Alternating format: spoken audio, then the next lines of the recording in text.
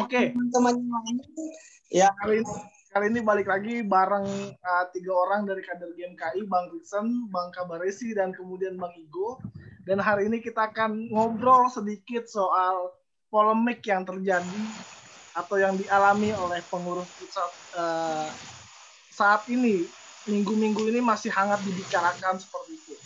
Mungkin dari Bang Kabaresi dulu, bagaimana Bang melihat polemik yang terjadi saat ini, Bang? Mengingat banyaknya cabang yang kemudian memberikan mosi tidak percaya seperti itu.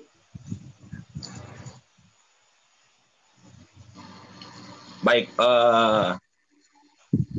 kalau saya sebenarnya kita perkenalan dulu ya Bang ya. Soalnya belum kenal ini, makanya kita kalau ngobrol juga agak kaku. Benar. Nah, kader GMKI itu nilai persaudaranya harus lebih tinggi dari segalanya, Pak. Oke. Jadi mungkin kenalan dulu. Itu namanya sudah ada. Kalau asal cabang saya itu cabang Tual. Oke, berarti Bang Frankie Oratmangun ya cabang Tual. Ya. Oke. Frankie Oratmangun, oke. Siap. Cabang Tual saya. Kemungkinan apakah mesti kasih tahu juga kah pernah jadi apa-apa di GMKI gitu? Oh, boleh, silakan. Boleh. Ataukah tidak? Itu aja. Kan apa? Diskusi anggota. Iya, kayak gitu.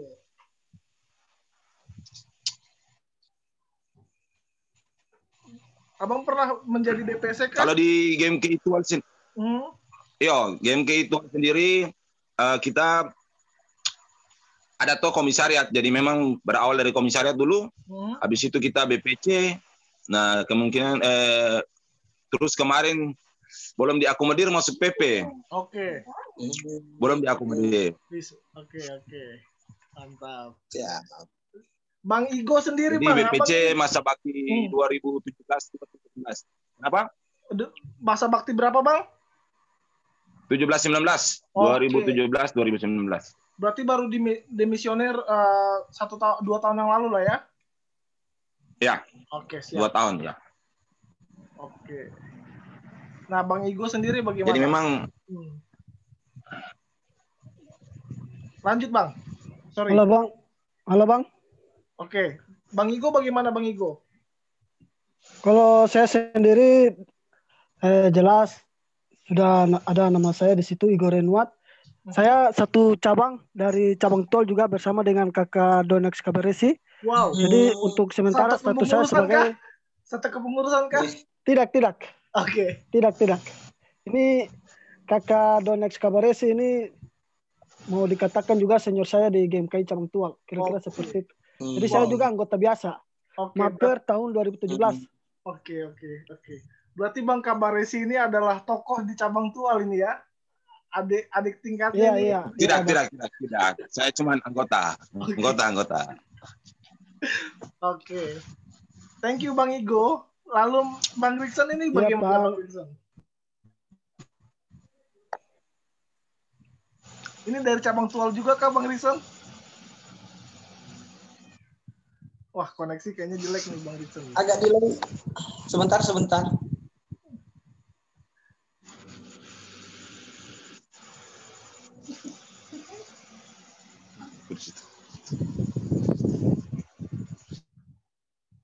Oke. Bang Rikson, dari cabang mana, Bang Rikson? Oke. Suara saya kedengaran? Kedengaran. Jelas. Jaringan. Oke, kalau saya sendiri dari cabang Tarakan, cabang yang baru di ujung perbatasan Indonesia Kalimantan Utara. Perkenalan kita nanti bisa sembari jalan ya. Nama Rikson Roni, pernah juga ber-BPC dan salam kenal buat saudara-saudara saya, Bung Igo, Bung Kabaresi, sudah kemarin. Oke. Jadi ya. Lagi ya. Oke. Mantap. Oke, perkenalan sudah. Langsung kita masuk kepada topik yang sangat hangat kita bicarakan sebetulnya. Kita melihat dinamika pengurus pusat yang saat ini sedang berlangsung. Bagaimana kemudian teman-teman sekalian yang pernah mantan BPC ini, khususnya Bang Rikson dan Bang Kabaresi yang yang melihat mosi tidak percaya dari cabang-cabang ini? Mungkin ada yang mau menjawab, mungkin Bang Kabaresi bisa menjawab lebih dulu. Oke, baik. Saya panggil bro aja biar lebih akrab ya. Oh, siap. Baik, terima kasih bro. Jadi memang kalau saya sendiri, artinya dalam dinamika ber-GMKI secara nasional setelah pasca kongres, dengan kita melihat tarik-menarik antara banyak cabang-cabang yang ingin masuk melayani di pengurus harian, bahkan korwil-korwil, sehingga itu menjadi, kalau saya, menurut saya, itu menjadi awal persoalan terjadi. Oke. Itu awal. Kenapa saya bilang? Karena kita lihat persoalan pertama, kalau memang ada banyak gejolak masalah, kenapa tidak kita selesaikan terdahulu sebelum formatur kerja? Tapi ketika dia sudah selesai kerja formatur, baru gejolak ini mulai muncul. Itu yang pertama. Yang kedua, soal keberatan dari teman-teman cabang-cabang setanah air, pada dasarnya kita patut untuk berikan apresiasi. Betul. Karena itu bentuk daripada internal masing-masing cabang yang menggumuli akan GMK secara nasional ini. Artinya ada kejadian-kejadian yang terjadi. Contohnya, kalau yang saya tidak salah ya, kita semua baca di pernyataan sikap dari teman-teman BPC masing-masing. Itu contohnya salah satunya terkait dengan keputusan Kongres soal bidang kemaritiman dan agraria. Okay. Nah, itu menjadi persoalan. Sebenarnya saya agak kerasa ada lelucon di situ. Kenapa? Kok ini ketika setelah Kongres baru diperdebatkan bidang ini ada atau tidak. Lalu pertanyaannya, ini teman-teman BPC seluruh Indonesia yang mengikuti Kongres. Lalu masalahnya di mana? Ketika mereka setelah berkongres, baru ini boleh ada perdebatan lagi soal bidang ini gitu. Itu yang pertama. Yang kedua, Bang, mungkin yang kedua dulu, ini yang menjadi urgent katanya soal pelepasan status keanggotaan dan sebagainya. Kalau menurut saya, kita yang lain tidaklah bisa masuk mencampur itu. Karena itu menjadi internal masing-masing cabang. Contoh, kalau di wilayah 11 kan ada kita berdekatan dengan teman-teman cabang Ambon. Nah, itu sikap teman-teman BPC Ambon itu yang kita nggak mau masuk bicara soal itu. Karena itu bicara soal internal cabang, internal badan pengurus cabang. Mungkin saya sedikit dulu, Bang. Oke, siap. Oke, dari Bang Riksan sendiri bagaimana Bang Riksan? Melihat dinamika PP yang terjadi lalu kemudian mosi tidak percaya ini menjadi hangat diperbincangkan seperti itu. Oke, siap. Saya lebih akan berangkat kepada argumen daripada Bang Kabaresi, ya kan? Karena melihat pada malam hari ini Tuhan bisa mempertemukan kita dalam suasana diskusi yang penuh dengan kondusif, yang minum kopi juga sambil-sambil ya, ya kan? Itu karena terciptanya diskusi ini karena ada sedikit hal-hal yang menggelitik akhirnya di pemikiran saya soal pola diskusi yang ada di grup GMKI seluruh Indonesia. Oke, saya langsung. Pertama tadi Bung Karabesi mengatakan bahwa kenapa bidang kemaritiman ini tiba-tiba diperdebatkan setelah Kongres selesai. Apakah teman-teman BPC seluruh Indonesia ini tidak ada pada situ atau tidak melihat, tidak menyaksikan, dan lain sebagainya. Semoga saya tidak salah. Nah, itu yang pertama. Yang kedua itu, kenapa selesai juga tim formatur sudah bekerja, baru malah kita mempertanyakan soal struktural yang ada di PP. Oke, mari kita berangkat dari dua persoalan ini yang akan juga saya rujukan nanti di Facebook tadi. Kalau berbicara bahwa kenapa baru sekarang kita permasalahkan soal bidang kemaritiman itu ada atau tidak, pertama Bung, saya menonton live GMKI itu waktu memutarkan kongres kita. Oke. Ceritanya adalah saya tidak, mohon dicatat, saya tidak pernah mendengar apalagi menemukan ada sebuah komisi atau diperbincangkan dalam ranah kongres tentang bidang kemaritiman, agraria dan kemaritiman. Oke, agraria dan kemaritiman. Jadi lantas kalau baru sekarang diperdebatkan, Bung, wajar karena pertama barang itu tidak diperdebatkan karena memang tidak ada dulu, ya kan? Tiba-tiba muncul, akhirnya kita menjadi katakanlah mengkoreksi atau mengkritisi, ya kan, kebijakan PP membuat sebuah bidang yang tidak pernah dimunculkan dalam Kongres, itu jelas. Ya. Jadi memang kita tidak akan berdebat pada sesuatu yang tidak ada. Oke. Ya kan? Karena sekarang ada, baru kita tahu bersama-sama, akhirnya muncullah perdebatan itu jelas. Makanya kita tidak berdebat, tidak ada dibahas memang pada saat itu. Nah, terus yang kedua, kenapa baru selesai sudah bekerja tim formatur, baru kita mempermasalahkan soal struktural pengurus pusat. Saya beberapa jawaban, Bung. Tapi jawaban yang pertama akan berbicara tentang dari kesaksian nyata. Kenapa sih bilang kesaksian nyata? Saya nggak akan mengambil sebuah contoh-contoh atau istilah-istilah yang saya memang tidak kuasai, saya tidak paham. Apalagi berandai-andai. Ya, saya nggak suka berfantasi liar. Selalu ada landasan yang akhirnya membangun narasi-narasi atau argumen saya. Nah, kisah nyatanya seperti begini. Saya punya ketua cabang Tarakan, itu masa bakti 2018-2020. Saya sebut dengan hormat namanya Saudara Kristianto, dia junior saya juga di GMKI. Adalah salah satu calon korwil untuk wilayah 6. Ya, semoga tidak salah, Kalimantan Utara, Kalimantan Barat, dan Kalimantan Timur. Ya, Anda tahu apakah Tengah juga masuk? Saya agak lupa karena saya masih fokus di internal kami di Kaltara. Oke, beliau mengajukan diri, ya kan, untuk maju dalam pertarungan sebagai cakorwil. Cilakanya dalam pekerjaan yang disampaikan tadi Bung Kabaresi terkait mereka sudah bekerja, baru kita kritisi bahwa pekerjaan mereka ini ada penuh niat terselubung dalam tanda kutip. Satu, alasannya jelas. Kenapa? Tidak ada transparansi yang menjelaskan bahwa kriteria pemilihan cakorwil itu atas landasan apa-apa saja. Terus yang kedua, saya ingat dulu saya juga mantan cakorwil waktu periode 2018 yang lalu. Saya pada saat mengajukan diri ada proses di situ, kita screening oleh pengurus pusat, ditelepon dan ditanya-tanyakin tentang kualitas kita. Pernah jadi apa, pernah ini, pernah itu, pernah ada dan sebagainya, banyak.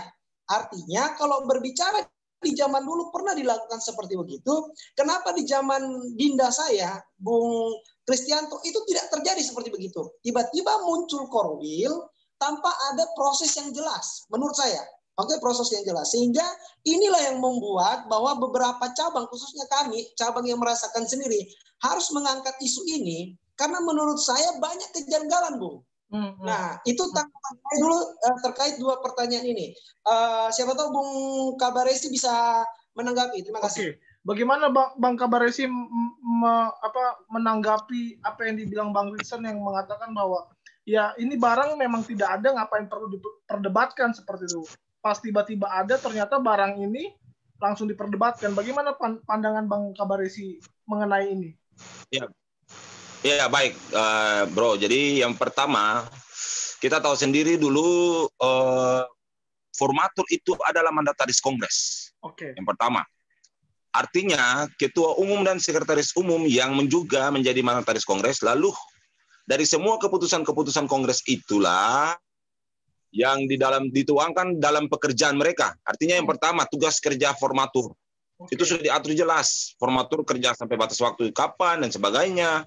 Diatur jelas. Karena itu dalam keputusan bersama kongres. Yang kedua, dalam surat PP itu juga jelas menjelaskan bahwa itu adalah keputusan yang diberikan, keputusan kongres yang diberikan oleh majelis ketua kepada tim formatur, dalam hal ini ketua umum dan sekretaris umum terpilih. Artinya yang saya baca dalam penjelasan yang diberikan oleh PP GMKI. Berarti dalam hal ini yang mau disalahkan siapa? Apakah kita mau salahkan ketum dan sekum? Padahal mereka menjalankan tugas kongres, menjalankan keputusan kongres lewat majelis ketua. Karena rampungan seluruh keputusan kongres itu dirampung oleh majelis ketua. Dan majelis ketua menyerahkan itu dan wajib itu wajib ya. Perintahnya wajib bahwa ketua umum dan sekretaris umum yang dipilih oleh kongres wajib menjalankan keputusan-keputusan itu. Nah, sekarang menjadi pertanyaan lagi. Kalau seandainya pengurus pusat, dalam hal ini ketua umum dan sekretaris umum terpilih, tidak mengakomodir keputusan kongres dalam hal ini yang diberikan oleh majelis ketua, bahwa ada bidang kemaritiman dan agraria, seandainya ada yang diberikan oleh majelis ketua, maka menjadi persoalan lagi. Berarti ketum dan sekretaris umum tidak menjalankan keputusan kongres sesuai dengan amanat itu. Karena ini mereka menerima hasil langsung dari majelis ketua. Itu yang pertama. Yang kedua, bicara lagi soal yang tadi mungkin disinggung soal, saya buka sedikit ya, Bang. Jadi jujur saja, saya juga kemarin calon korwil wilayah 11 Maluku. calon Korwil ya 11 Maluku memang sependapat bahwa memang kalau kongres sebelumnya atau kerja-kerja formatur sebelumnya, mungkin kita pernah dapat di Kongres Bogor mungkin, tapi mungkin karena GMK ini besar, banyak kader juga, jadi memang kita tidak sempat bercerita-cerita dan sebagainya. Tapi memang kongres atau kerja-kerja formatur sebelumnya itu biasanya seluruh kandidat yang direkomendasikan oleh cabang-cabang itu biasanya ditelepon, diinterview, ataupun ditanya apa pikiran mereka untuk mau menjadi pengurus harian atau menjadi Korwil. Itu biasanya kayak gitu. Itu yang setahu saya gitu. Tapi lagi-lagi Bang, mohon maaf ini mungkin karena itu mungkin juga tidak ada menjadi aturan baku sehingga itu menjadi domainnya formatur. Jadi memang kemarin juga saya sebagai calon Korwil ya Bang ya, tidak sempat di interview atau ditelepon, ditanya apa pikirannya untuk bangun wilayah dan sebagainya. Memang tidak. Tapi secara kenyataannya bahwa formatur telah memilih yang lain. Pada dasarnya kita makanya saya bilang kita sebagai gerakan mahasiswa Kristen yang tinggi iman, tinggi ilmu, tinggi pengabdian, maka wajiblah kita menghargai seluruh keputusan yang sudah dibuat dan sudah disahkan, apalagi sudah dengan tingkatan serah terima jabatan dan pelantikan selesai. Kalau saya seperti itu. Ini menarik Bang, ini menarik karena sebelum pelantikan ternyata ada beberapa ketua cabang yang tidak sepakat dengan keputusan dari formatur. Bagaimana Abang kemudian melihat situasi itu? Ada Kecap Jakarta, ada Kecap Tobelo dan yang lain sebagainya yang tidak sepakat dengan keputusan itu. Bagaimana melihat peristiwa itu, Bang?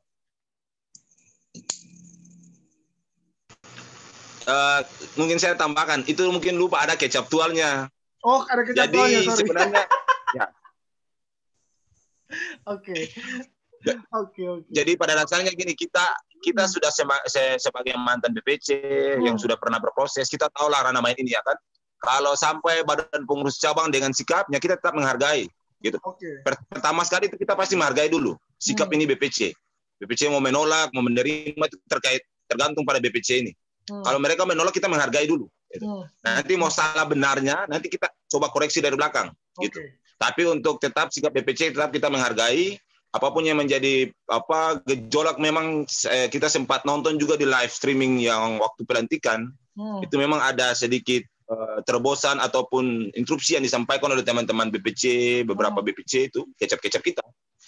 Ya, bagi saya memang, kalau memang secara nyata, mereka juga yang langsung menghadiri kongres, mereka juga yang menjadi delegasi penuh dalam kongres, kalau memang betul bahwa bidang agraria ini tidak ada, maka kalau menurut saya, segeralah tindak lanjut dan kita coba secepatnya ini harus bidang ini diselesaikan. Artinya ya kalau menurut saya kita harus hadirkan majelis ketua sama ketua dan sekretaris komisi. Itu clear di situ. Karena mereka yang bertanggung jawab soal data-data yang mereka sampaikan gitu. Menarik. Bagaimana dengan Bang Riksan kemudian? Dengan pendapat Bang Kabaresi, setujukah atau memang ada sanggahan lain seperti itu? Jadi ada satu kalimat tadi yang mengatakan bahwa tim formatur itu adalah mandataris kongres. Sepakat? Jadi kalau berbicara tentang mandat, yang saya pahami adalah kita meneruskan yang sudah ditetapkan sebelumnya, dimandatkan, yang tinggal melanjutkan. Kalau definisi kita akan nanti cari sama-sama. Nah, jadi yang saya pikirkan, kalau sudah dimandatkan harusnya tidak bisa menambahi ataupun mengurangi. Nah, improvisasi mungkin. Katakanlah beberapa, jadi ditulis lebih dari satu. Intinya kan sama. Ya kan, improvisasi harus artinya dia mengubah secara prinsipil. Nah, kalau tadi Bang Desi mengatakan bahwa itu sudah dituang dalam pernyataan dibalas kepada cabang yang akhirnya masih tidak percaya, dia dalam grup Setanah Air Indonesia, bukan yang grup seluruh Indonesia, Setanah Air. Itu Bang ingat yang posting.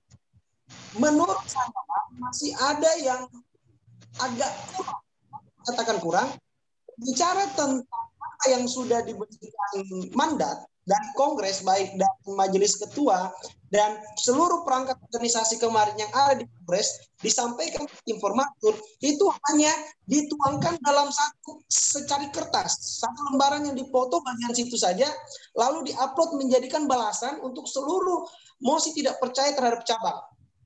Oke, satu. Sedangkan kalau kita bicara tentang Kongres yang dijalankan berhari-hari, itu banyak substansi yang menurut saya dipotong akhirnya. Oke, dipotong jadi satu secari kertas. Dan itu ditempel, diposting dalam grup Setanah Indonesia, lalu kita mau mengatakan bahwa itu adalah bukti konkret. Dari mana? Menurut saya belum. Artinya begini, membedah permasalahan, kita harus melihat secara keseluruhan. Bukan satu-satu. Ya kan, makanya kadang-kadang kenapa orang itu kalau buat video suka potong-potong pernyataan orang akhirnya menjadi salah kaprah, karena dia tidak melihat dari awal. Nah, seperti yang di awal, saya konsisten bahwa waktu saya Kongres tidak pernah dibahas. Maka saya mengecek kurang ke dalam channel YouTube-nya GMKI dan mengecek, silakan ini Bang. Video itu ya, kita positif thinking aja. Kalau katanya Bung Rapko ya mungkin videonya dihack, ya kan, dan sebagainya. Maksud saya di saat jadi polemik saat ini, ya kan, terjadi polemik, kita mau mengecek kurang, review ulang, barang buktinya tiada, barang buktinya dihilangkan. Oke, jadi berbicara tentang pendapat, berbicara tentang argumen selalu harus ada landasan berpikirnya dulu. Landasan yang saya bangun adalah berdasarkan video Kongres kemarin. Nah, video yang saya mau angkat itu tidak ada. Pertanyaannya kenapa? Satu, kedua, saya masih berpikir bahwa kalau kita mengatakan itu mandataris Kongres, hanya melalui satu kertas itu saja yang dipajang dalam pernyataan sikap PP bilang masih sangat-sangat kurang. Jauh. Bukan yang maksudkan seperti itu. Tapi ada sebuah keseluruhan ya kan mencakup tentang hasil Kongres kemarin. Dan itu pun juga kalau dari tulisan sudah proses ketiga.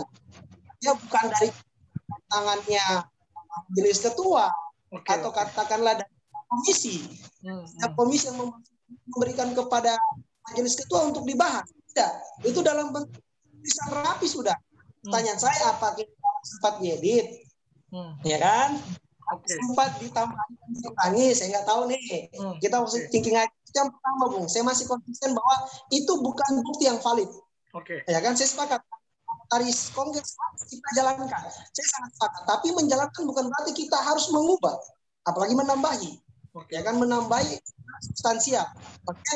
Yang kedua, mengatakan bahwa saya korban juga, cakor yang tidak terakomodir.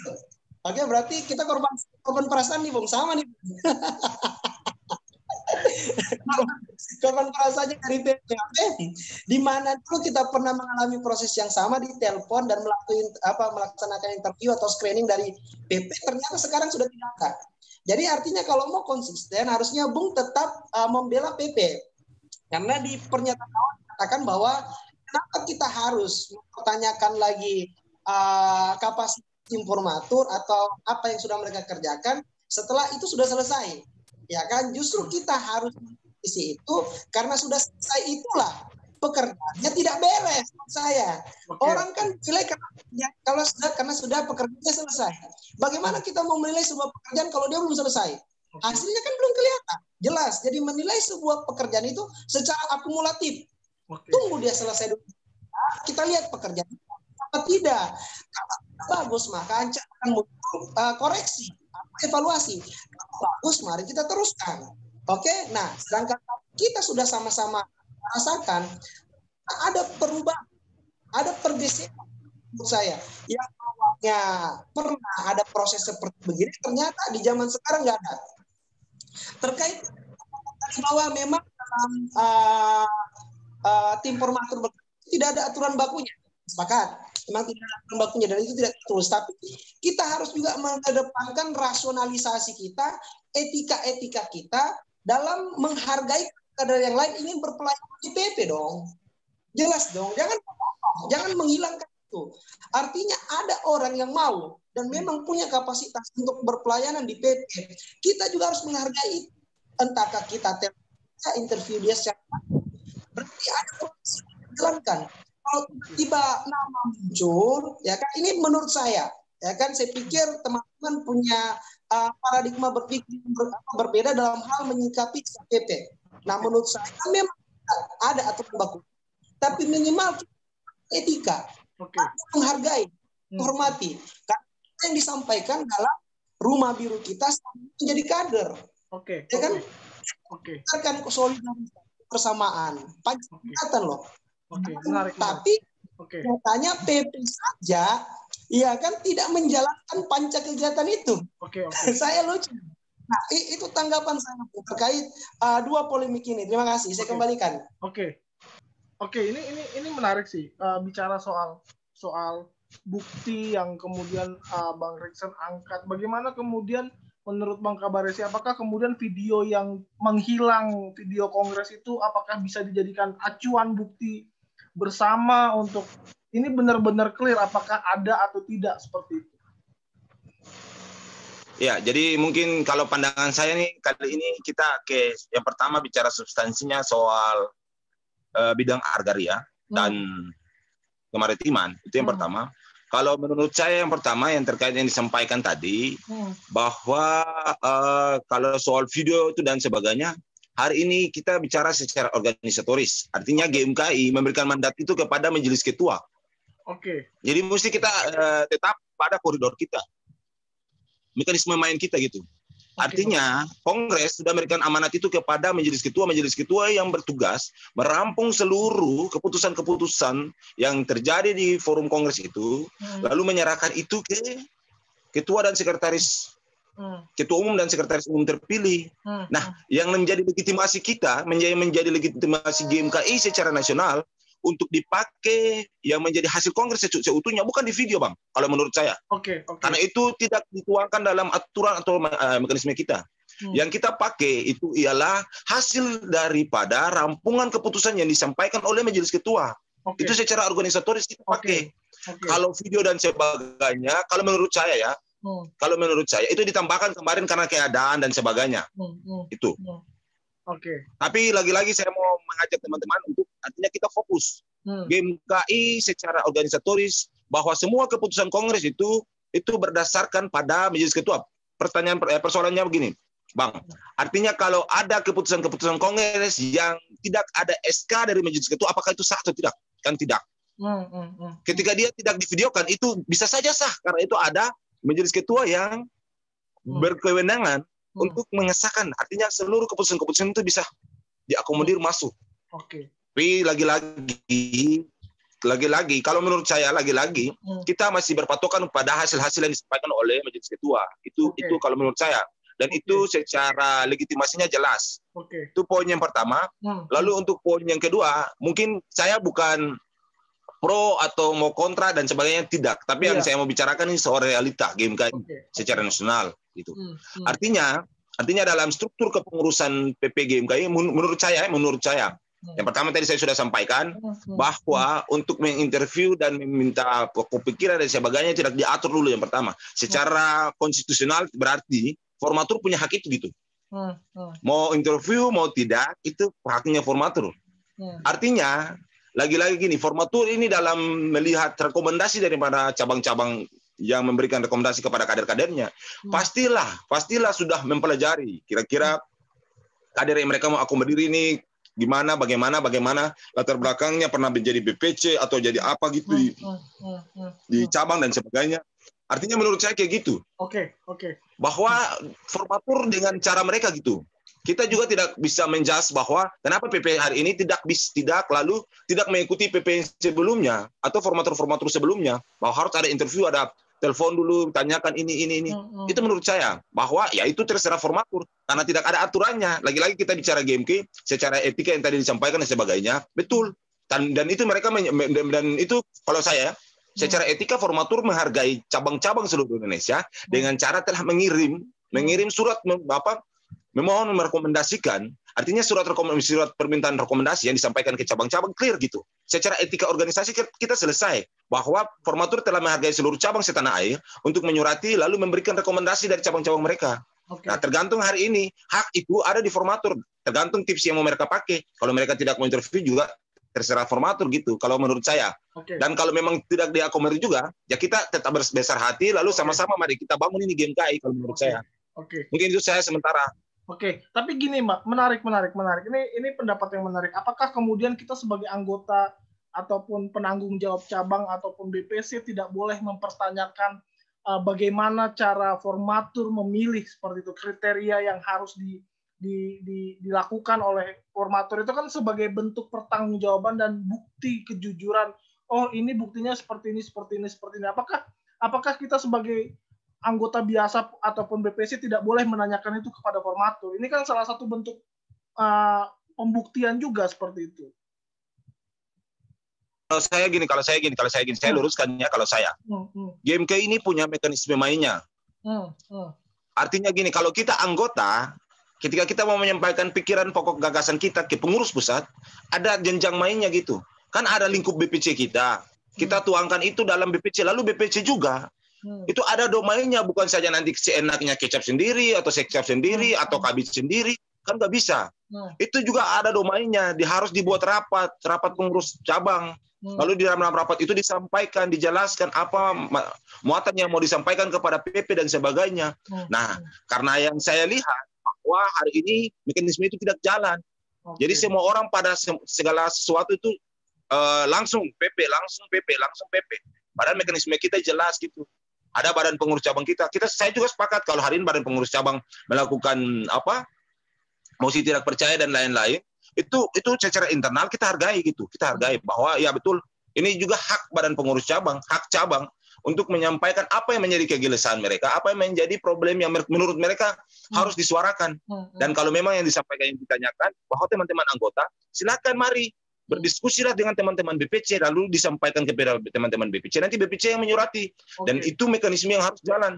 Yang pertama. Yang kedua, lalu biasanya kita kader game kini cepat baper. Kenapa baper? Jadi kalau seandainya ada surat dari badan pengurus cabang ini keluar, sudah disebarkan seluruh Indonesia. Ada surat dari pengurus pusat yang keluar untuk cabang ini, sudah disebarkan di seluruh Indonesia. Padahal kan substansi persoalannya kan itu masing-masing cabang dengan dinamikanya berbeda. Nah, kita ini caplok sini, caplok sana, semua hal kita tahu gitu. Itu yang saya lihat sebenarnya. Ini menarik. Bagaimana ini? Iya. Oke, menarik. Ini pandangan yang menarik soal mekanisme organisasi ini menarik. Bagaimana Bang Rikson menanggapi ini? Oke, yang pertama kayaknya saya harus perlu juga berdiskusi langsung dengan bukan kayaknya lagi, kayaknya memang harus berdiskusi langsung dengan Bung Kabaresi ini. Jadi nanti saya coba akan membangun diskusi secara langsung. Nanti moderator biarkan kami dulu berbicara nih, Bung. Oke. Siap. Ada yang perlu saya konfirmasi sehingga kenapa harus saya langsung berhadapan dengan Bung Kabaresi, karena harus ada ya Kabaresi yang harus ada saya konfirmasi. Tadi ada beberapa hal yang saya catat, salah satunya bahwa kita harus menghargai proses organisatoris yang sekarang telah terjadi. Legitimasi yang telah dilakukan dari Kongres kepada tim formatur yang dituangkan itu melalui keputusan yang disampaikan Bung Kabaresi itu menurut saya harusnya menampilkan ini konsideran. Oke. Maksud adalah konsideran. Dan kalau SK banyak jenis. Ya kan? Suara saya masih bergema ya? Enggak. Dengar. Dengar. SK yang dimaksudkan itu dalam berbentuk konsideran tadi. Nah, saya coba mau mengkonfirmasi langsung kepada Bung Kabaresi bahwa kalau berbicara sebuah kebenaran, kita tidak harus memerlukan video sebagai bukti otentik. Benar ya? Karena tadi disampaikan bahwa tanpa harus video pun, kalau ada mandatarisnya sudah ada tercatat, sudah diserah terima kan? Ya kan? Maka itu kita bisa terima sebagai sebuah kebenaran. Benar ya, Bung ya? Tanpa harus video tadi yang salahkan. Kalau menurut saya gitu, Bang. Karena secara organisatoris kita paham juga bahwa gini, berarti kita sampai sekarang teman-teman BPC seluruh Indonesia, artinya teman-teman yang hadir juga tidak percaya kepada majelis ketua dong. Loh, majelis ketua itu kita representasi yang dipilih dalam forum kongres dan mereka menjalankan tugas-tugas itu. Lalu bagaimana ketika menjadi ketua menyerahkan keputusan-keputusan Kongres kepada PP, dalam hal ini ketua dan sekretaris umum untuk menjalankan tugas-tugas itu. Nah, yang dijalankan oleh ketua dan sekretaris umum ini kan ya hasil keputusan daripada majelis ketua tersebut gitu. Siap. Hanya itu yang saya mau pertanyakan tadi, Bung, bahwa kita tidak perlu video untuk membuktikan sebuah kebenaran. Itu aja saya mau konfirmasi.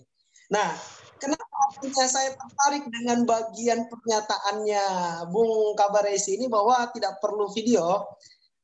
Saya pernah berdiskusi dengan teman saya di bagian hukum, ya. Beliau mengatakan sama seperti begini. Untuk menyatakan sebuah kebenaran itu ada dua hal yang harus dipersiapkan. Yang pertama itu bukti, yang kedua itu saksi, ya. Saksi pun itu akan kuat kalau dia lebih dari satu. Silakan bagi teman-teman yang saya sedang live juga, Bung, di depan saya, silakan teman-teman yang punya background hukum bisa mengoreksi saya kalau salah, karena itu diskusi yang pernah disampaikan oleh teman saya. Nah, saya coba menarik dulu ke alat bukti maksudnya bisa jadi dalam bentuk tampilan audio, dalam bentuk visual, dan lain sebagainya. Oke, dalam GMKI tidak mengatur itu, saya paham. Tidak ada menjelaskan tentang itu, saya juga paham. Tapi kalau dikatakan bahwa kita skeptis, dengan aja bukti yang audio sekaligus visual tidak mengakui itu, maka saya pikir terlalu naif kita mengambil kesimpulan. Satu, terkait yang Bung katakan bahwa sudah dimandatkan oleh kepada majelis ketua dan disampaikan kepada tim pematur, maka kita harus hargai itu. Jadi kita bukan tidak menghargai majelis ketuanya, kita juga bukan tidak menghargai tim formatur, tapi kita tidak percaya, saya tidak percaya bukti-bukti yang disajikan oleh tim formatur saat ini. Dalam hal ini PP terpilih yang diposting di dalam grup GMKI Tanah Air melalui surat klarifikasinya. Jelas kenapa saya katakan belum kuat, saya tidak percaya. Yang pertama yang dilampirkan itu saya sudah sampaikan di awal, Bung. Dalam bentuk tulisan secari kertas saja. Ya, secari kertas saja yang di dalam di dalam surat klarifikasinya PP, lalu disampaikan itu ke dalam forum, dalam grup seluruh Indonesia. Nah, pertanyaan saya, kenapa konsiderannya yang kan di situ coret-coretannya yang majelis ketua dulu pernah buat atau mandataris kongres yang sampaikan, ya kan di situ bisa ada tangannya ketua dan 2 anggota kemarin majelis ini kalau salah ada 5, ya kan, dan 4 anggota yang lain. Kita mulai bertanda tangannya. Bukan persoalan bahwa kita tidak percaya PP, kita tidak percaya tim formatur, percaya ketua, tapi bukti yang ditampilkan menurut saya itu masih jauh, masih kurang daripada layak menurut saya. Jadi kalau lantas saya meminta video untuk mengklarifikasi itu dipermasalahkan, video itu belum tentu menjelaskan semua. Ya kan, saya bilang juga ini masih terlalu sederhana kita mengambil kesimpulan itu, Bang. Saya kalau mau menjabarkan sesuatu hal, saya harus mempunyai referensi lebih dari satu. Kalau cuma berdasarkan serah terima doang lantas kita percaya itulah sudah hasil keputusan Kongres, buat apa kita belajar di GMKI? Ya kan, terlalu sederhana. Ibarat kata nih, ya kan, saya kan pernah BPC dan juga komisariat, sekarang saya perintisnya. Saya sendiri pernah membuat konsideran. Saya tahu isi-isinya apa dan bagaimana mekanismenya. Nah, terkait apa yang ditampilkan surat klarifikasi PP itu belum mengaku dari setiap cabang-cabang. 13 cabang dan 6 yang akan sedang bersurat lagi, itu bukti bahwa bukan hanya saya yang hapung. Bukan saya saja yang tidak percaya, banyak. Termasuk sendiri di cabangnya. Ya kan, jadi kalau dikatakan bahwa kita baru mempermasalahkan sekarang, banyak, Bung, yang mempermasalahkan. Masa kita ini halu berjamaah, ya kan, sedang berhalusinasi berjamaah, tidak mungkin dong. Ya kan, kalau ada pendapat lebih dari satu sudah yang mengatakan itu keliru, itu salah, berarti kita paham betul apa yang terjadi di Kongres.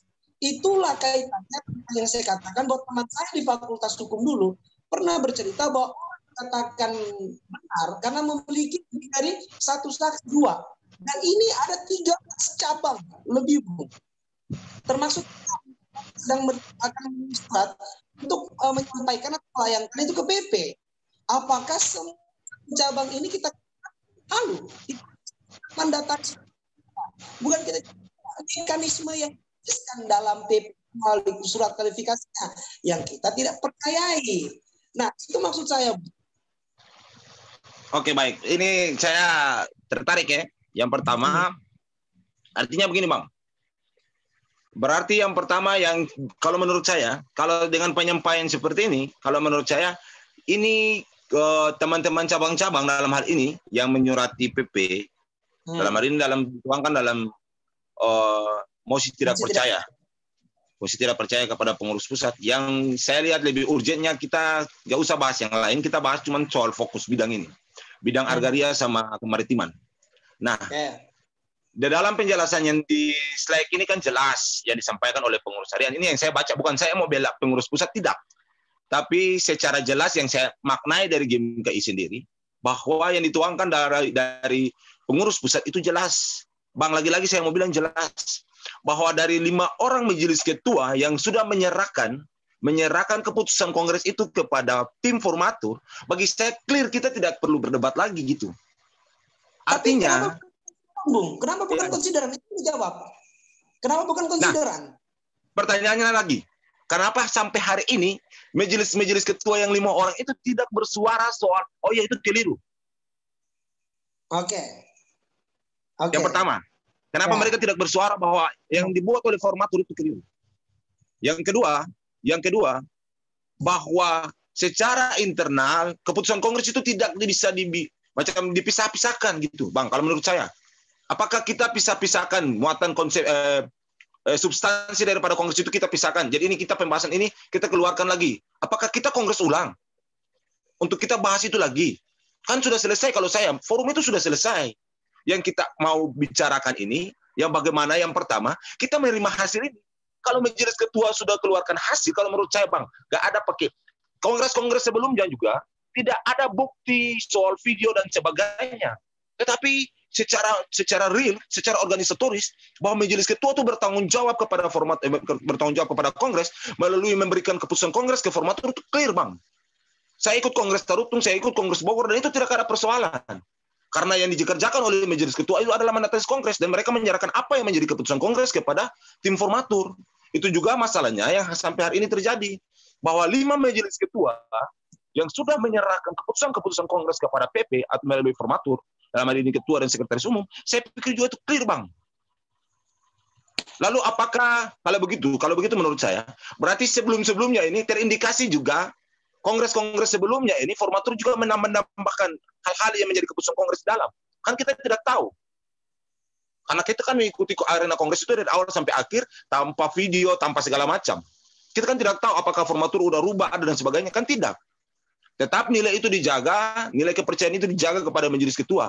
Karena lagi-lagi di dalam persidangan kita jelas, mekanisme sidang kita jelas bahwa seluruh keputusan-keputusan yang ada itu ada di domainnya majelis ketua untuk nanti dirampung dan diserahkan. Saya pikir itu kalau menurut saya, Bang, ya. Mohon maaf tapi kalau menurut saya kayak gitu. Kalau sampai kita mau bicara nanti yang Abang sampaikan berulang-ulang soal sudah diskusi dengan teman-teman dari hukum dan sebagainya. So itu benar. Bagi saya itu benar. Secara positif hukum kita pandang itu benar. Tapi lagi-lagi ini mari kita bicara soal GMKI yang notabene-nya adalah organisasi pelayanan yang dimana mekanismenya juga jelas dalam mekanisme persidangannya juga jelas, dan saya mengira bahwa yang sudah terjadi hari ini itu sudah melalui semua prosedur yang begitu cukup matang lewat majelis ketua dan sebagainya. Saya kasih satu contoh, Bang. Hari ini kalau berani majelis ketua 1 orang saja berani bersuara bahwa itu tidak clear, bahwa itu tidak ada, saya orang pertama yang akan melawan. Artinya berbicara ini lantang kepada pengurus harian melalui badan pengurus cabang. Saya akan berbicara lantang. Ya. Sepakat. Nah, jadi artinya seperti begini, Bung. Memang permasalahan yang terjadi saat ini adalah domain seharusnya majelis ketua memberikan koreksi atau bersuara terkait polemik yang ada tidak muncul. Ya kan, bisa kita katakan majelis ketua inilah saksi utama. Ya. Oke, yang ada di meja di depan, orang-orang terhormat kita yang ada di depan untuk mengkonsiderankan setiap keputusan yang ada. Oke, saya sepakat terkait itu. Nah, Tapi kalau mengatakan bahwa di proses-proses sebelumnya, kongres-kongres sebelumnya bahwa tidak ada video, kita tetap percaya terhadap keputusan kongres karena memang kita secara fisik hadir di situ. Kita harus akui bahwa di zaman sekarang kita mengalami pandemi sehingga ada fungsi-fungsi yang sekarang berubah. Yang harusnya secara fungsi kita bisa hadir ke sana, sebagai kader kita bisa menghadiri kongres, tapi karena dibatasi pandemi dan sebagainya, kita harus menyaksikan itu melalui virtual. Dan juga tidak bisa akhirnya kita mengatakan bahwa karena apakah kongres-kongres sebelumnya itu juga salah, prosedur dan sebagainya. Dan cuma karena ada keadaan yang berbeda saja, Dan pada saat ini kebetulan saja ini itu direkam dalam bentuk video di dalam YouTube. Oke, mahasiswa tidak bersuara. Video di YouTube juga yang ditampilkan oleh PP itu bukan konsideran atau oke lah, Bung tetap percaya bahwa itu sebuah kebenaran. Itu sudah dimandatkan lain sebagainya. Tapi dari semua hal-hal yang menurut saya itu masih kurang, saya masih berpikir bahwa kenapa masalah ini itu tidak dibuka melalui file aslinya. Oke, kita tidak mempermasalahkan video.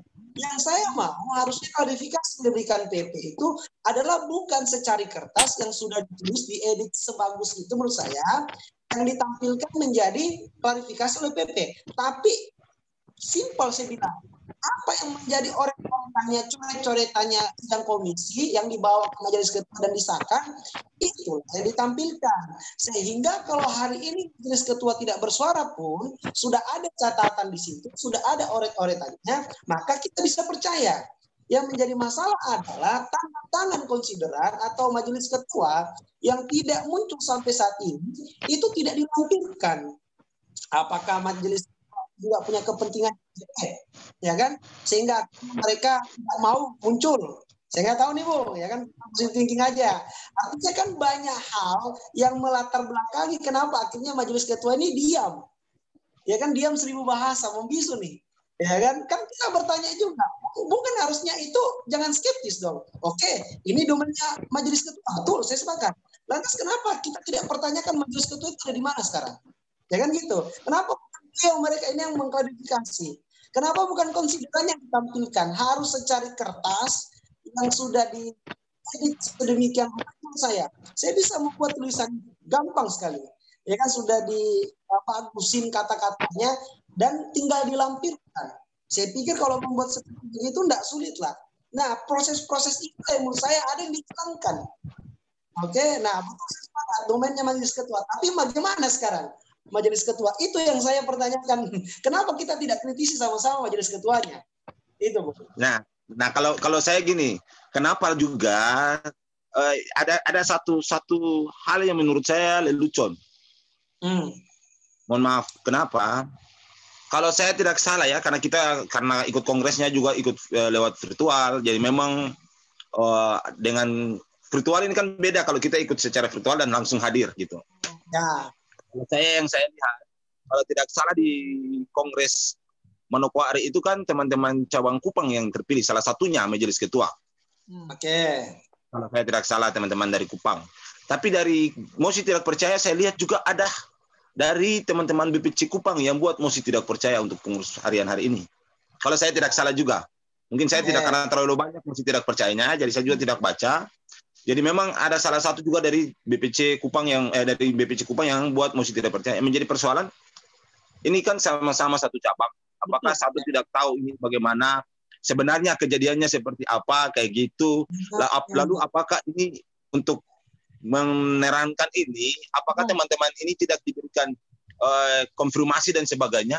Artinya kalau sampai sudah setingkat ini, ya Bang ya, menurut saya, berarti kalau menurut saya sudah sampai tingkat ini, maka sudah clear bahwa majelis ketua itu semua sudah pasti dengan mereka punya sikap mereka itu sudah, kita tidak perlu lagi, kalau menurut saya, kita tidak perlu lagi menanyakan majelis ketua apakah ini benar dan sebagainya. Mereka sudah mengatakan itu sebenarnya. Kenapa saya bilang mereka sudah mengatakan? Mereka sudah mengatakan dengan mereka telah menyerahkan keputusan-keputusan kongres itu kepada pengurus pusat, dan itu clear kalau saya. Jadi kita tidak perlu tanyakan majelis ketua, karena majelis ketua punya tugasnya sudah selesai. mereka tugasnya menyerahkan itu keputusan-keputusan kongres itu kepada pengurus pusat, dan pengurus pusat telah menjalankan akan.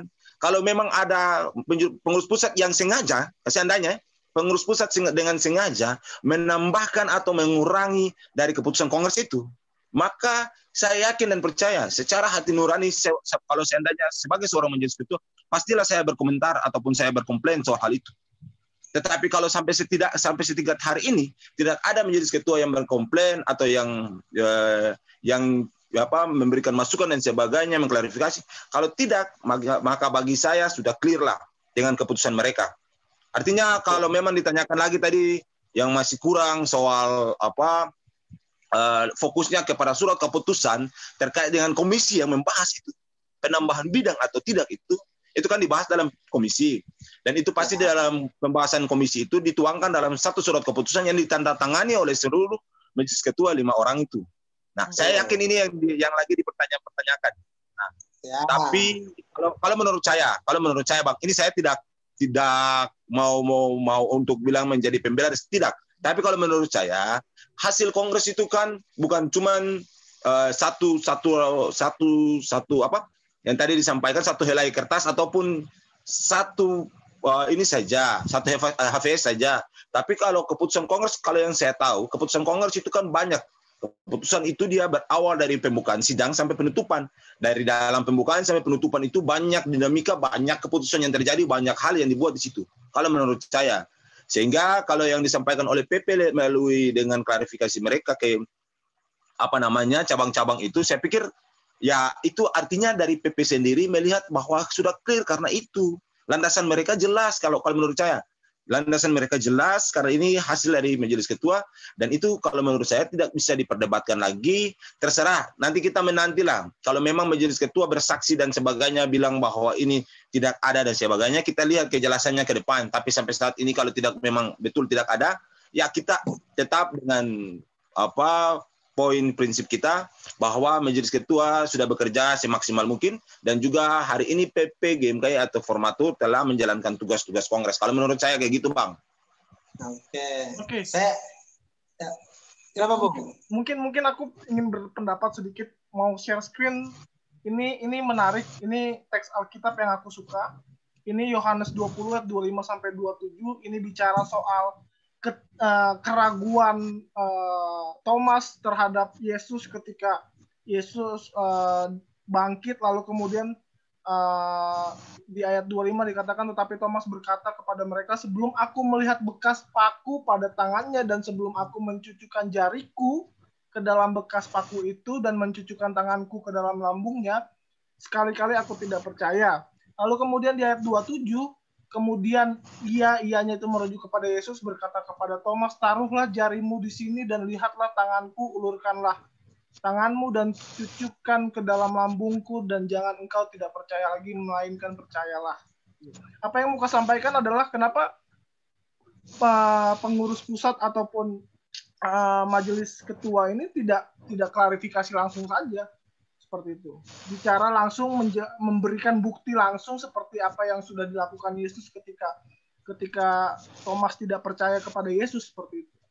Mungkin itu sih kegelisahanku gitu loh, karena aku anggota biasa, lalu kemudian aku orang teologi melihat teks ini, kayaknya kenapa nggak coba ini aja, melihat atau memberikan bukti langsung aja gitu. Kenapa harus diam, kenapa nggak langsung klarifikasi seperti itu. Sepakat. Jadi cukup ada Thomas ya, jangan ada Thomas berikut. Nah, bercanda. Iya, makanya kan.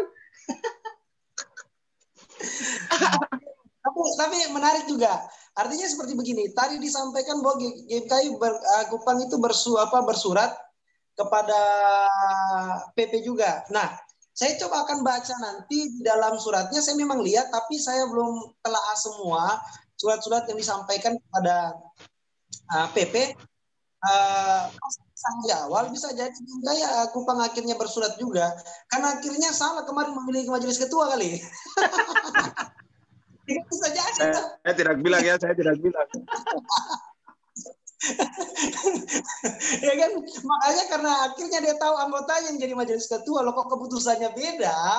Akhirnya GMKI Kupang bersurat lah. Tapi saya coba akan konfirmasi nanti. Nah, artinya memang apa sudah yang disampaikan tadi oleh Bung Kabaresi, itu logika berpikir masing-masing personal perseorangan ya dibangun dari apa yang diamati, apa yang dilihat lalu dijadikan sebuah argumentasi. Nah, yang menarik yang sempat membuat akhirnya ada diskusi malam hari ini terkait dikatakan tadi, saya singgung sedikit nih, karena biasanya kalau sudah 1 jam ini Bung Repko ini sudah gelisah nih, takutnya perhatian editnya nanti.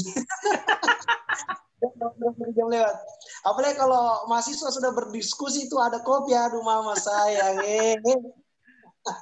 Panjang cerita kawan, panjang, tidak bisa itu tambah rokok habis sudah. Ya jadi kita kembali ke postingan di GMKI seluruh Indonesia terkait Bang Kabaresi mengatakan bahwa yang mau ini bahaya juga ya.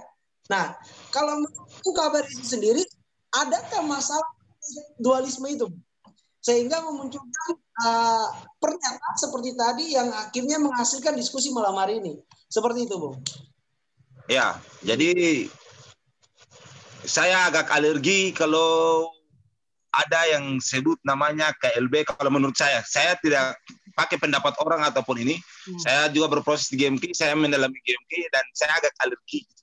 Kalau menurut orang berkata soal KLB, soal dualisme di GMK, saya agak alergi. Makanya kalau saya mendengarkan kata-kata itu agak terganggu sekali. Mohon maaf, tapi memang karena memang ini bukti kecintaan kita terhadap GMK yang seharusnya kita sama-sama jaga dan rawat gitu. Kenapa saya bilang kayak gini? Bahwa kita mesti tetap tunduk. Kita dalam aturan ber-GMK juga jelas. Setelah kongres, kita punya forum yang paling tertinggi di GMK. Forum keputusan kita ada di kongres. Dalam hierarki keputusan organisasi di dalam anggaran rumah tangga jelas kalau menurut saya. Setelah kongres, lalu keputusan pengurus pusat, lalu habis anggaran dasar rumah tangga, kongres, keputusan pengurus pusat, keputusan di bawahnya, pokoknya nanti keputusan konfercap, keputusan badan pengurus cabang dan sebagainya. Berarti kalau menurut saya, kita buat apa lagi berbicara soal KLB, yang lain-lain, soal dualisme dan sebagainya.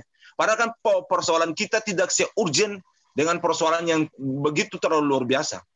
Kenapa saya bilang begitu terlalu luar biasa? Kecuali hari ini GMK telah dicederai nilai-nilainya, GMK telah dijual hak keseluruhannya, ataupun GMK sudah dibawa jauh daripada nilai-nilai dari GMK itu sendiri. Tapi sampai kalau memang GMK bisa menyelesaikan masalah dengan yang, ya kebetulan ada teman-teman yang teknologi dan sebagainya, kalau GMK bisa menyelesaikan masalah, biasanya kalau saya belajar GMK itu menyelesaikan seluruh persoalan di GMK, terakhir itu dengan berdoa. Kalau menurut saya, berdoa baru kita mencari solusi dan mencari jalan keluar. Kalau menurut saya, maka kita mari bisa, buat apa kita ada persekutuan, buat apa kita ada persaudaraan, buat apa kita pakai moto Amsal kita, utama nusin dan sebagainya. Kalau seandainya kita masih berpikir soal nanti kita terbagi, terpecah dan terkotak-kotakan. Kalau menurut saya kayak gitu Bang, makanya mohon maaf sekali lagi, saya klarifikasi pernyataan saya itu memang karena saya agak alergi sedikit. Kalau ada bicara soal GMK yang dualisme dan KLB, saya agak tidak ini. Kalau mungkin menurut teman-teman yang lain, silakan dengan teman-teman punya pikiran, tapi kalau itu menurut saya. Jadi nanti kita coba saling memberikan pikiran supaya memboboti pikiran-pikiran kita nanti. Oke, siap. Oke. Jadi akhirnya kalau menurut Bung Kabaresi bahwa saya memang agak terganggu dengan istilah itu karena menurut bahwa sebenarnya tidak ada urgensi yang harusnya kita memunculkan KLB. Itu yang pertama. Jadi kan sebesarnya adalah tidak ada hal yang urgensi seperti sampai merendahkan nilai-nilai organisasi atau GMK ini sampai dibawa jauh dari marwah kita yang sesungguhnya, maka kita harus membuat KLB. Ya kan, karena tidak ada yang urgent. Oke. Kalau bicara tentang pandangan, artinya memang sebagian orang memilih untuk dalam proses berkritik, ya kan, atau juga ada yang berproses untuk bersependapat. Oke. Nah, pada saat ini kenapa kami yang beberapa teman-teman yang itu berkritik soal proses yang dilakukan oleh cabang sendiri, artinya itu adalah sebuah variasi berpikir. Ya memang sama-sama kita harus hargai, ya kan, sehingga variasi berpikir inilah yang membuat organisasi kita ini berdinamika. Jelas. Katakan tadi bahwa yang namanya organisasi kita dalam pelayanan kan bukan berarti semua baik-baik saja. Ya. Kadang-kadang juga harus. Kadang-kadang kita juga harus bersinggungan dengan teman-teman yang lain karena ada metode-metode pelayanan atau ada hal yang menurut kita tidak seperti ini loh kok dibuat seperti ini. Nah, saya kurang tadi Bung kalau dikatakan bahwa harus diselesaikan dengan doa. Tambah satu lagi Bung, ada bekerja. Berdoa dan bekerja. Siap. Orang ya. Ya kan? Firman Tuhan yang ngomong mengatakan era et labora. Ya kan? Berdoa dan bekerja, doakan yang kamu kerjakan yang kamu doakan. Fix. Kamu kerja. Itu jelas. Jadi saya tambahkan ya, berdoa dan bekerja. Nah, kembali lagi misalnya dalam kapasitas berpikir Bung Kabaresi bahwa agak menggelitik kalau misalnya sekarang itu ada muncul istilah KLB dan dualisme. Bagi saya, ya kan dualisme ataupun KLB itu memang adalah bagian dari proses dinamika. Ya, teman-teman yang memunculkan istilah itu pasti punya gagasannya sendiri, punya landasannya sendiri. Akhirnya muncullah hal itu. Nah, seperti jabarkan juga bahwa ini pemainnya Majelis Ketua, tapi kok nggak muncul? Kan disampaikan juga oleh Kota Rigan tadi bahwa kenapa tidak buat dalam bentuk video klarifikasi aja, ditunjukkan langsung nih, show up nih, ya kan jangan dalam bentuk tulisan. Zaman sekarang digitalisasi, bos. Kenapa itu? Bukti-bukti yang memang dipermasalahkan oleh cabang-cabang kemarin itu yang begitu banyaknya tidak dibuat dalam satu video pendek. Saya pikir 5 menit itu cukup. Ini kalau Majelis Ketua kemarin yang kami serah terima. Oke, kita tidak mempermasalahkan kalau dikatakan Majelis Ketua sudah menyerahkan hasil keputusan Kongres itu kepada PP. Kita tidak mempermasalahkan. Tapi lantas keputusan itu yang diterima adalah sudah berubah atau ada modifikasi sedikit, katakanlah seperti begitu. Itulah yang kami minta ditampilkan dalam video atau media apalah. Jadi langsung. Nah, saya pikir juga Bung itu ada pada saat itu muncul karena sekarang angka cabang-cabang yang meminta untuk KLB itu atau tidak percaya terhadap PP itu semakin bertambah. Kalaupun vaksinnya memang tidak lebih dari 50+1, oke, tidak sampai setengah suara-suara cabang. Ya kan yang sekarang ini bersurat kepada PP mau tidak percaya, oke lah. Berarti kita harus juga sama-sama terima bahwa lebih mayoritas orang yang percaya kepada keputusan PMB yang sudah diserah terimakan melalui Majelis Ketua itu dan mengabaikan sebagian ini. Ya kan memang banyak sepakat keputusan itu ya. Yang sebagian ini yang kecil ini tadi sempat bersuara, ya mau nggak mau terima. Ya kan itulah yang akhirnya membuat saya berpikir bahwa kali ini muncul karena memang banyak akhirnya cabang yang beramai-ramai emosi terhadap pengurus pusat. Jadi KLB dan dualisme itu adalah bagian dari proses bergabungan. Terlepas nanti akhirnya tidak 50+1, banyak yang mendukung KLB, maka sudah. Ya kan saya pikir kita tinggal membangun bagaimana kita ke depannya lebih baik. Seperti itu, Bu. Oke, ini menarik sih. Mungkin. Tapi kalau saya kan. Oke, Bang Kabaresi dulu. Silakan. Moderator. Saya moderator dulu. Tidak, moderator dulu. Tapi sepertinya kan maksudnya yang mau disuarakan KLB kan bukan dualismenya, tapi bagaimana kemudian PP punya tanggung jawab untuk mengklarifikasi semua ketidakpercayaan seperti itu. Sehingga kalau sudah sampai ranah KLB berarti cabang-cabang sudah tidak percaya dengan pengurus pusat yang ini, lalu kemudian membuat kongres lagi seperti itu, dan tidak ada perpecahan di situ. Menurutku ya tafsiranku ya, dan itu menjadi salah satu aspirasi cabang-cabang seperti itu, karena klarifikasi hanya melalui surat juga tidak diterima, cabang-cabang masih nggak percaya, ya mau tidak mau ya melakukan kongres lagi seperti itu, walaupun bahasanya kongres luar biasa karena mungkin bisa mengganti ketum dan sikum yang baru terpilih ini mungkin gitu. Tapi ya ini pendapatku sih. Ya, kalau saya kayak gini, beda ya, kita dudukan dulu ya Bang, maksudnya masalahnya. Artinya kalau KLB itu berbeda dengan hari ini yang dibuat oleh teman-teman BPJS Tanah Air. sikap mosi tidak percaya bukan berarti mereka semua bersepakat untuk melaksanakan KLB. Itu yang pertama dulu. Yang kedua, bahwa proses KLB itu juga prosesnya bukan artinya kalau menurut saya ya, artinya proses itu juga nanti kita lihat proses ke depan. Apakah teman-teman ini dengan menyurati mosi tidak percaya, berikan kritikan dan gagasan KPP, apakah dengan kritikan dan gagasan itu lalu mereka berkeinginan untuk melaksanakan kongres luar biasa itu atau tidak? Kan itu juga mesti dipertanyakan. Lalu yang kedua, Bung, mungkin saya agak ini tanyakan bukan saya meluruskan saja bahwa GMKI secara organisatoris kita tidak bisa secara pengurus pusat ini kan kita disurati PP disurati oleh BPC tidak bisalah kalau masa PP harus keluar dengan video untuk mengklarifikasi itu ke GMKI seluruh Indonesia kan tidak, mekanisme kita jelas gitu Bang kalau menurut saya. Jadi mekanisme kita jelas bahwa PP nanti akan bersurat saja kepada badan pengurus cabang gitu bahwa PP buat apa ada badan pengurus cabang kalau PP harus keluar untuk seluruh anggota maupun ini. Kan surat dari PP itu kan jelas untuk badan-badan pengurus cabang. Artinya dari badan pengurus cabang itulah nanti disampaikan kepada anggota dan senior kalau menurut saya kayak gitu. Artinya clear lah kalau PP yang penting kan gini, ada etiket baik dari pengurus harian dalam hal ini.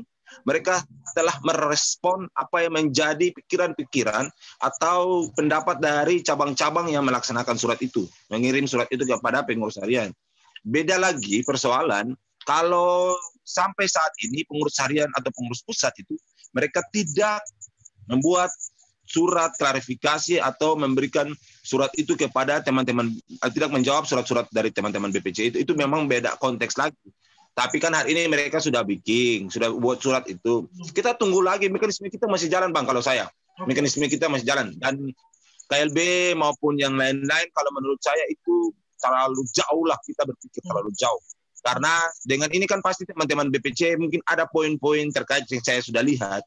Ada teman-teman BPC yang mungkin poin-poin pengurus pusat dengan klarifikasi suratnya itu, bahwa ada poin-poin yang nanti mereka akan memberikan lagi surat kepada, dan itu saya pikir itu secara organisatoris kita sehat.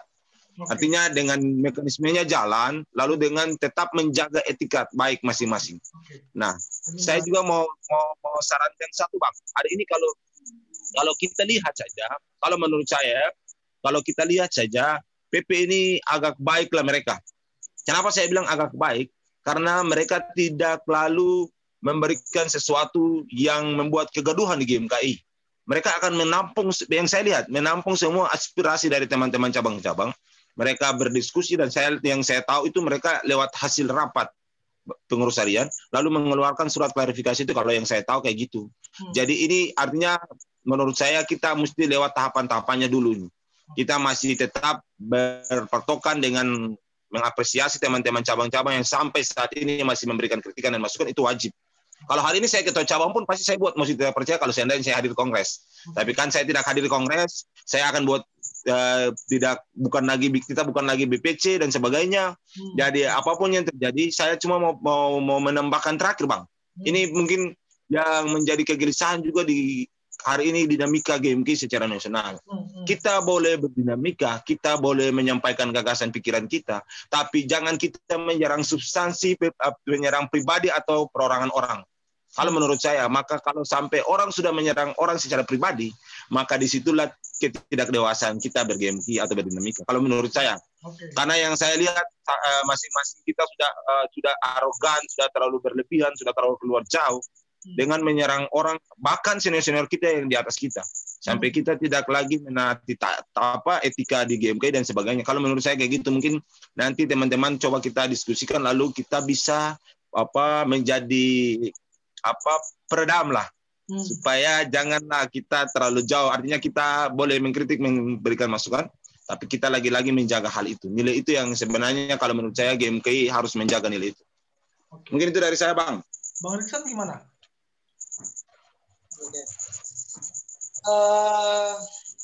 Saya masih sama juga sih, artinya memang kalau berbicara tentang menghadapi masalah, orang melihat masalah itu kan kita melihat sebuah pemandangan saja, orang itu akan punya banyak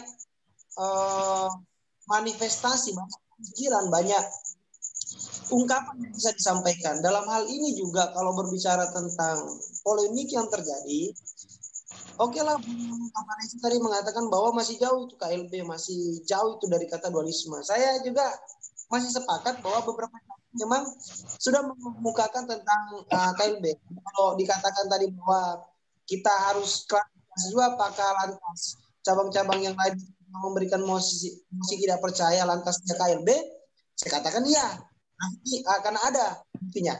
Ya kan, lantas semua juga belum tahu karena saya hanya melihat dari cabang-cabang yang saya kenal.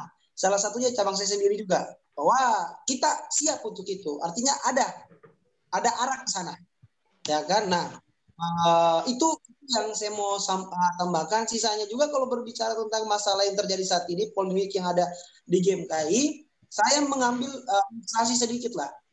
Orang itu kadang-kadang kecelakaan itu bukan karena tabrak pohon, tabrak tiang, tapi karena kerikil, hujan, basah, atau lubang di jalan. Itulah yang kini membuat kita kecelakaan. Artinya apa? Memang kadang-kadang itu masalah bukan karena melihat yang besarnya dulu lantas dikatakan masalah.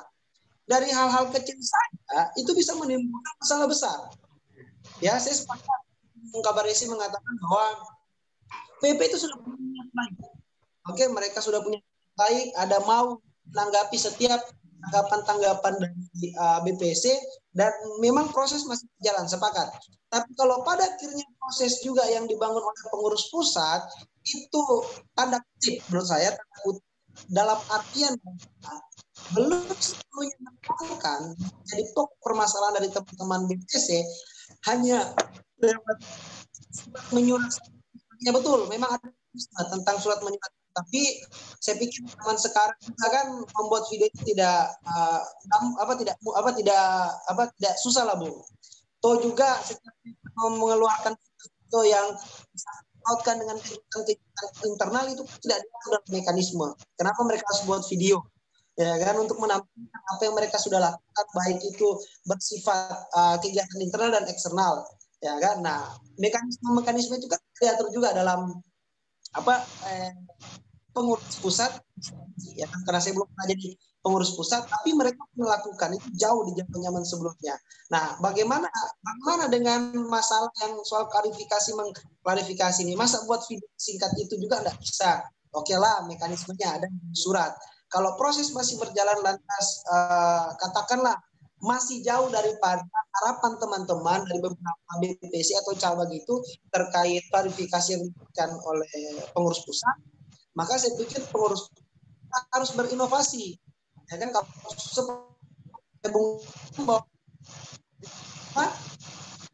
cara lain dan coba buat metode yang lain ya.